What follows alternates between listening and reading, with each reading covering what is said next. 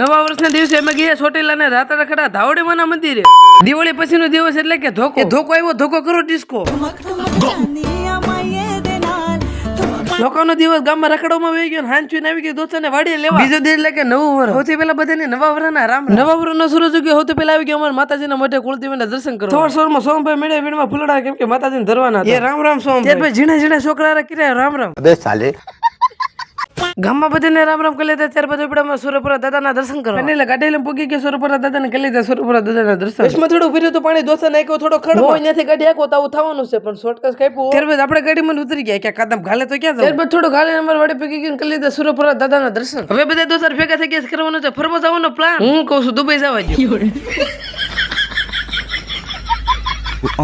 અને ત્યારબાદ અમારા લાડેલા એવા ભાઈ થોડાક રામ રામ કરવાનું બાકી રહી ગયા, તેને રામ રામ કરી લીધા. એટલે તમે બાકી છો યાર રામ રામ નવા વર્ષ. આ બધી સ્પ્લેન્ડર દેખાય છે ને તમને બધાને ખબર છે જવાનું છે દુબઈ લઈને ઉડાડો. તો અમે કુલ 12 જણા જાવી છે ફરવા. આપણે સૌથી પહેલા રાતલાખેડા ધાવડીમાના મંદિરે જવાનું છે ને ત્યારબાદ ચોટીલા સાવણમાના મંદિરે જવાનું. પાર્ટ 2 જોવા માટે ફોલો કરી લેજો.